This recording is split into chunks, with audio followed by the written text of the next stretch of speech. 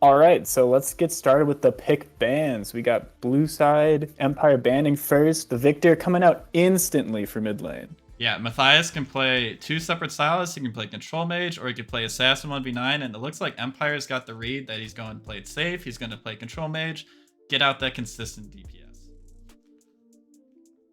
And we got GeForce coming in with a ban, taking a lot longer to think than the Victor. You would have think they would have had this first ban prepped, but it's Malphite locked in. Malphite locked in. And then Empire coming in, get the Syndra hover, another mid lane ban. Is Now that going to this be locked is, in? in fact, 3 mid lane bans if it gets locked in. Malphite usually a top laner, but Shadowhawk has a niche pick where he pulls it out to mitigate the mid lane and still have impactful ultimates.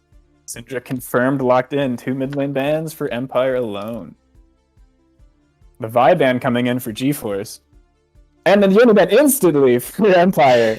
They know that that's that 1v9 potential. You let Yone get 2 items, the game is unstoppable. Maximum Drift's Vi is very strong. It's solo lockdown. It's very hard to mess up. It looks like Team Goob is taking away these very no-think art button style characters. Very true, very true. GeForce's last pick coming in, 3 seconds. Now, Might be having a little argument. Yeah, I'm getting a production in my ear. They're saying that that is supposed to be a Galio, and there's a visual glitch where it didn't show up, but Galio was banned. Galio's banned. Gotcha. Another anti-Shadowhawk pick. And then we got Empire coming in with the Sivir, first pick. That's surprising. We were talking in the pre-show, we were thinking support ADCs, and first pick, a very funnel-heavy, resource-intensive hyper carry. So they're going a different direction than what you expected. I want to see how it plays out. Indeed. GeForce coming in with the Nautilus pick.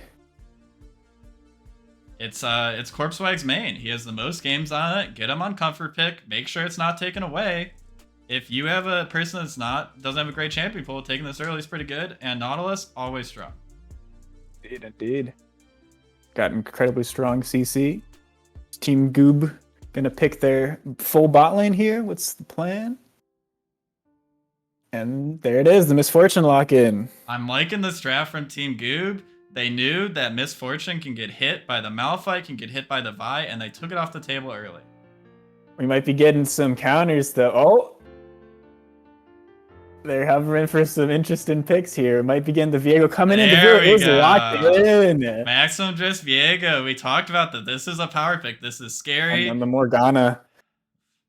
Morgana's interesting, but I think it's a Nautilus counter. With Sivir Spell Shield and the Morgana, there's very little to lock this Sivir down. So hard to get onto that. Ooh, we got the Sylas coming in for GeForce.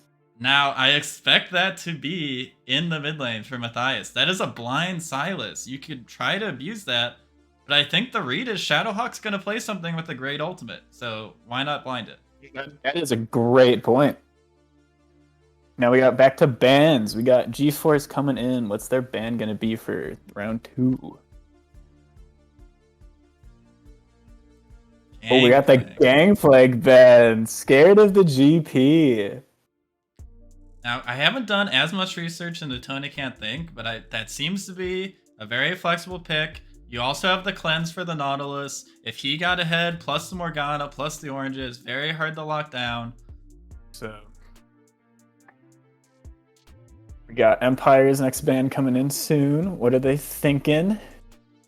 Do the Maokai's hovered and locked in. This has been a power pick throughout this patch. I like it.